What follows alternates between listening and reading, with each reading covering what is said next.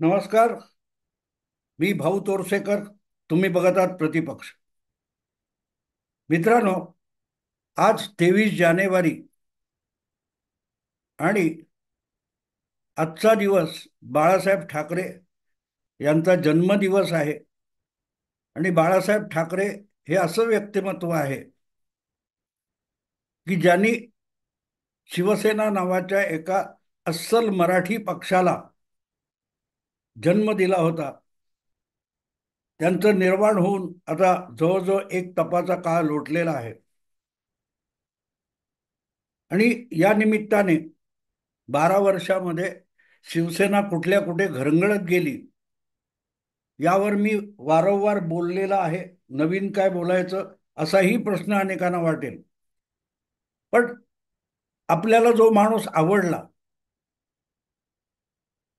आणि ज्याचं कौतुक सतत वाटत राहिलं, राजकारणामध्ये स्वयंभूपणे उभी राहणारी फार थोडी माणसं असतील, त्यापैकी एक बाळासाहेब आहेत. आणि म्हणून त्यांच्या जन्मदिनाच्या निमित्ताने काही गोष्टी सांगाव्या, हाच यामागचा हेतू आहे. आणि योगायोग बघा की एक हीच मोठी आठवण आहे की बाळासाहेबांचा जन्मदिवस किंवा वाढदिवस हा एक प्रकारे शिवसेनेतला एक सोहळा असायचा. मला आठवतं त्याप्रमाणे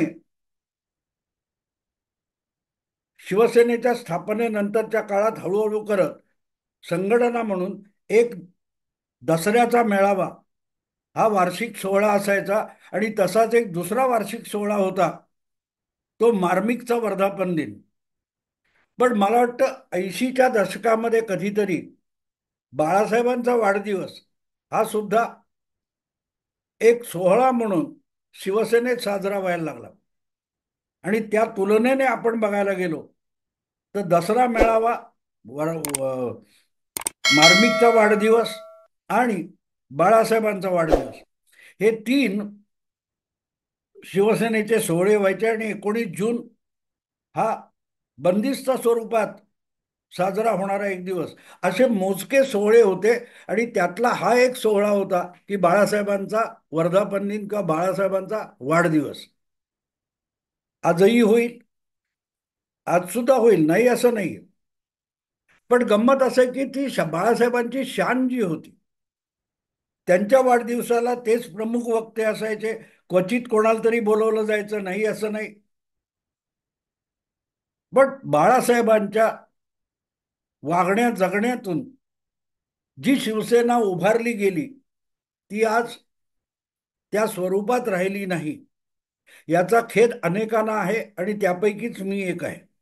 दुर्दैव असं की त्यांचाच सुपुत्र आणि त्यांचा नातू याच्याकडूनच त्यांनी स्थापन केलेल्या शिवसेनेचा जो बोजवारा उडवला गेला, ती वेदना अनेक शिवसैनिकांच्या मनात आज वार्धक्याच्या कालखंडात असलेले जे अनेक ओरिजिनल शिवसैनिक आहेत त्यांच्या मनातली ही वेदना या निमित्ताने बोलून दाखवणं मला अगत्याचं वाटतं. बाळासाहेब म्हणजे काय होतं? हा माणूस कधीही राजकीय कार्यकर्ता नव्हता. ज्याने एक महाराष्ट्रात संघटना स्थापन केली, त्याचा राजकीय पक्ष झाला आणि महाराष्ट्रातला तो एक प्रमुख पक्ष म्हणून ओळखला गेला. इतकी ही स्वयंभू शिवसेना ही मुळातच एका व्यंगचित्रकाराला नेता बनवून गेली. आणि त्याचं कारण असं आहे की आजच्या पिढीला, बहुतांश पिढीला, पत्रकारांना सुद्धा आणि अगदी स्वतःला शिवसेनेचे जाणकार म्हणवणारे सुद्धा एक गोष्ट विसरतात की शिवसेनेच्या पूर्वी सुद्धा एक शिवसेना होती. किंबहुना ती शिवसेना होती म्हणूनच ही शिवसेना हा एक राजकीय पक्ष बनू शकला. त्याची सगळी पोषक पार्श्वभूमी ही शिवसेनेच्या स्थापनेच्या आधीपासून तयार झालेली होती. 10-15 वर्ष महाराष्ट्रामध्ये जी एक वेगळं मराठी राज्य व्हावं म्हणून राजकीय सामाजिक घुसळण चालू होती. स्वातंत्र्यपूर्व काळामध्ये काँग्रेस हाच देशव्यापी एक संघटनेचा प्रकार होता किंवा पक्ष होता. त्याला पक्ष म्हणायचे नाहीत, तो संघटना किंवा एक प्रकारे ती एक आघाडी होती वेगवेगळ्या विचारांनी प्रवृत्त झालेल्या माणसांच्या ज्या छोट्या मोठ्या संघटना आणि गट होते, ते काँग्रेस नावाच्या एका आघाडी स्वरूप मंचावर एकत्र आलेले होते. पण त्याच्यामध्ये वेगवेगळे विचार प्रवाह होते. अगदी हिंदू महासभेचा विचार होता, कम्युनिस्टांचा विचार होता, सोशलिस्टांचा विचार होता. हे सगळे एकत्रित होते, त्याला काँग्रेस म्हणायचे. पुढल्या काळामध्ये काँग्रेस हा पक्ष झाल्यावर अशा विचारांचे एक एक गट बाहेर पडत गेले. कम्युनिस्ट असेल, सोशलिस्ट असेल, हिंदू सभा असेल, वगैरे वगैरे. पण त्या काँग्रेसने स्वातंत्र्यपूर्व काळामध्ये देशाचं भवितव्य बघण्याचा जो प्रयत्न केला होता, त्यामध्ये भाषिक राज्य महाराष्ट्र देशाची बनवायची, ब्रिटिशांनी जे तुकडे पाडले होते त्या पद्धतीत न चालता भारत हा विविध संस्कृतींनी, विविध भाषांनी नटलेला जो खंडप्राय देश आहे, त्याची विभागणी भाषिक प्रांत रचनेमध्ये करायची असा प्रस्ताव मंजूर केला होता. आणि त्याप्रमाणे स्वातंत्र्य मिळाल्यानंतर ही भाषिक राज्य तयार झाली. त्यामध्ये मराठी भाषा ही दीर्घकालीन इतिहास असलेली आणि संस्कृती असलेली एक समाज व्यवस्था असून सुद्धा तिला मान्यता द्यायला काँग्रेसचा पक्ष तयार नव्हता. म्हणून त्याच्या विरोधात मराठी लोकांनी जे आंदोलन केलं, ती संयुक्त महाराष्ट्र समिती जी 10, 15, 20 वर्ष संघर्ष करत होती, त्या संयुक्त महाराष्ट्र समितीचं खरं स्वरूप हे शिवसेनेचं होतं. मराठी अस्मिता, मराठी बाणा, मराठी संस्कृती याचा आग्रही असलेला जो समाज होता, तो सगळाच्या सगळा काँग्रेसच्या विरोधात एकवटला आणि त्यातून संयुक्त महाराष्ट्र समिती तयार झाली. मला आठवतं, अगदी मी शाळकरी वयात असेल, पण त्यावेळेला प्रबोधनकार ठाकरे, बाळासाहेबांचे वडील, यांनी बाबासाहेब आंबेडकरांची मुलाखत घेतली होती संयुक्त महाराष्ट्र समिती किंवा मराठी राज्य स्थापनेच्या निमित्ताने. आणि तेव्हा बाबासाहेब आंबेडकरांनी एक सल्ला दिला होता प्रबोधनकारांना त्या मुलाखतीतून. मुळात प्रबोधनकार हे बाबासाहेबांची मुलाखत घ्यायला किंवा भेटले, त्याचं कारण असं होतं की प्रबोधनकार किंवा आचार्य अत्रे यासारखी माणसं विविध राजकीय पक्षांनी मराठी राज्य स्थापनेसाठी एकत्र यावं आणि एक लढा करावा अशा विचारांचे होते. आणि त्याच भूमिकेतून प्रबोधनकारांनी बाबासाहेब आंबेडकरांची भेट घेतली होती. आणि बाबासाहेब आंबेडकरांनी पहिल्यांदा राजकीय पक्षांच्या आघाडीची कल्पना मांडली. हे लबाड काँग्रेसवाले, लक्षात ठेवा काय शब्द आहेत हे, लबाड काँग्रेसवाले तुम्हाला कधीही मराठी भाषिक राज्य देणार नाहीत. त्यासाठी सगळ्या राजकीय पक्षांनी महाराष्ट्रात किंवा मराठी भूमीमध्ये असलेल्या सगळ्या राजकीय पक्षांनी आपल्या वैचारिक भूमिका गुंडाळून खुंटीला टांगाव्यात आणि एकजुटीने मराठी भाषिक प्रांत रचनेसाठी आंदोलन पुकारावं हा सल्ला देणारे बाबासाहेब आंबेडकर पहिले होते. आणि बाबासाहेबांची ती मुलाखत प्रबोधनकार म्हणजे केशवराव ठाकरे यांनी आपल्या प्रबोधन या नियतकालिकामध्ये छापली. आणि तिथून मग संयुक्त महाराष्ट्र समिती किंवा महाराष्ट्र राज्य स्थापनेच्या आंदोलनासाठी एका संयुक्त संघटनेच्या जुळवाजुळवीची तयारी सुरू झाली.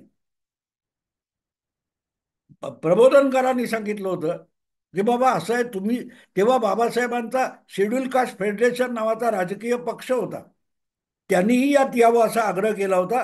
पण बाबासाहेबांनी सांगितलं होतं, जर सगळे पक्ष वैचारिक बाजू गुंडाळून ठेवतील आणि या आंदोलनात उतरतील तर शेड्यूल कास्ट फेडरेशन सुद्धा त्याचा एक भागीदार होईल.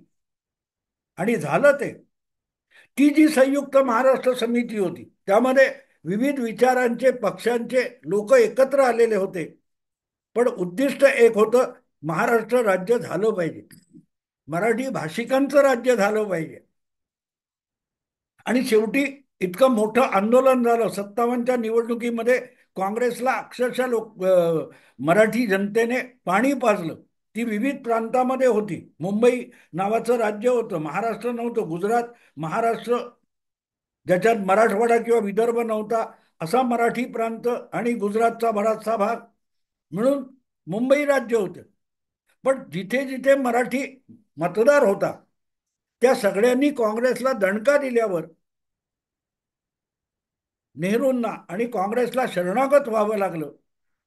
आणि 1960 साली महाराष्ट्र राज्य स्थापन झाल्यानंतर हळूहळू करत समितीमध्ये असलेले जे विविध पक्ष होते ते एकमेकाविरुद्ध लठ्ठालठ्ठी करायला लागले आणि बघता बघता संयुक्त महाराष्ट्र समिती लयाला गेली.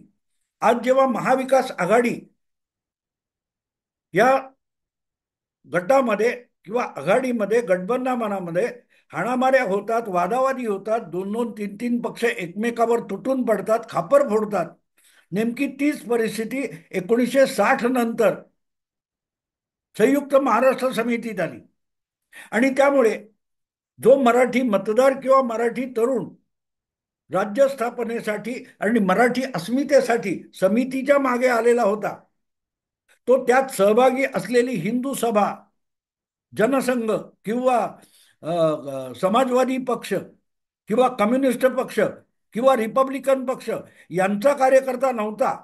म्हणजे त्यांच्या पक्षाचे नेते कार्यकर्ते असतील, पण संयुक्त महाराष्ट्र समितीची जी ताकद होती, प्रामुख्याने त्यातला जो तरुण होता, प्रामुख्याने मुंबईतला तरुण होता, हा मराठी अस्मिता आणि मराठी बाणा यांनी प्रेरित झालेला होता. आणि त्यामुळे 1960 नंतर हळूहळू करत आजच्या महाविकास आघाडीसारखी तेव्हाची संयुक्त महाराष्ट्र समिती बारगळायला लागली. तेव्हा तो वैफल्यग्रस्त झाला होता, निराशाग्रस्त झाला होता तरुण.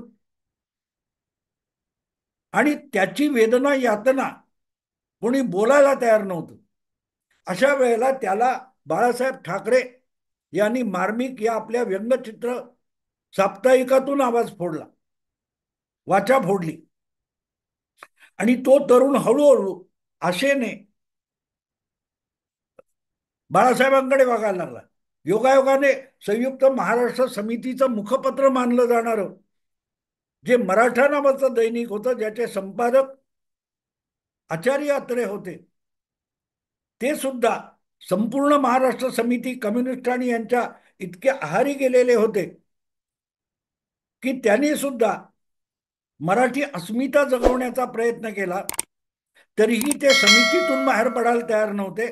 आणि प्रबोधनकार ठाकरे हे सगळ्या राजकीय पक्षांना वगळून एक मराठी प्रांतिक पक्ष, प्रादेशिक पक्ष असावा अशी भूमिका मांडत होते. आणि त्यातून अत्रे ठाकरे वाद पराकोटीला गेला होता. गंमत अशी आहे की शेवटी समिती बारगळली तेव्हा बाळासाहेब ठाकरे यांच्या मार्मिकमधून त्या मराठी अस्मितेचा आवाज उचलला जात होता आणि राजकीय विचार भूमिकेला किंमत नव्हती. तेव्हा हा सगळा तरुण जो मराठी अस्मितेने भारावलेला होता, तो एक एक करत बाळासाहेबांच्या भोवती जमा होत गेला आणि त्यातून एक संघटना तयार झाली. त्या संघटनेचं नाव होतं शिवसेना. पुढे हळूहळू करत त्याचा पक्ष झाला. त्याला पक्ष म्हणून 1990च्या निवडणुकीनंतर मान्यता मिळाली. पण त्याच्या आधी ही शिवसेना ही मुंबईपुरती मर्यादित होती. पक्ष नोंदवलेला होता, पण त्या पक्षाला मतदाराचा मुंबई बाहेर फारसा प्रतिसाद मिळत नव्हता. अगदी मुंबईत सुद्धा लोकसभा विधानसभेसारख्या निवडणुकीला शिवसेनेला प्रतिसाद मिळत नव्हता. जो मतदार महापालिका निवडणुकीत शिवसेनेच्या मागे मुंबई, ठाणे, कल्याण वगैरे परिसर ठामपणे उभा राहायचा, तोच मतदार विधानसभा लोकसभेच्या निवडणुका आल्या की शिवसेनेपासून दुरावायचा आणि काँग्रेस किंवा इतर जे कम्युनिस्ट वगैरे पक्ष होते त्यांच्या मागे जायचा. 1967 ची निवडणूक मला आठवते. तेव्हा गिरण गावातून कम्युनिस्ट नेते कॉम्रेड डांगे निवडून आले लोकसभेवर. दक्षिण मुंबईतून, तेव्हा त्याला दक्षिण मध्य मुंबई म्हणायचे, आणि दक्षिण मुंबईतून समिती म्हणून जॉर्ज फर्नांडिस लोकसभेवर निवडून गेले. आणि शिवसेनेचे दत्ता प्रधान किंवा मनोहर जोशी यासारखे लोक होते, पण त्यांचा उपयोग नव्हता. ती निवडणूक शिवसेनेने लढवली नाही. उलट शिवसेनेने त्यावेळेला 1967च्या निवडणुकीत समितीच्या मराठी अस्मिता सोडणारा गट म्हणून विरोध केला होता आणि काँग्रेसचाही समर्थन केलं होतं.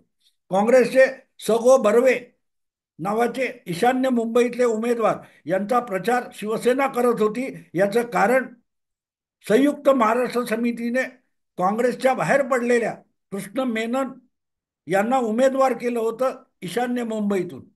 आणि त्या कृष्ण मेनन यांच्या विरोधात लागोपाठ दोनदा, एकदा अधिकृत सार्वत्रिक निवडणूक आणि नंतर झालेली पोटनिवडणूक, या दोन्ही वेळेला शिवसेनेने कडाडून विरोध केला होता समिती म्हणून.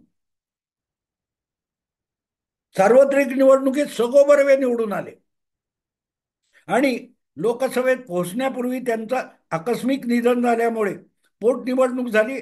त्यामध्ये बर्व्यांची भगिनी ताराबाई सप्रे यांना काँग्रेसने उमेदवारी दिली, तर शिवसेनेने परत सप्रेंचा प्रचार केला, कारण त्यांच्या विरोधात कृष्ण मेनन हे समितीचे उमेदवार होते.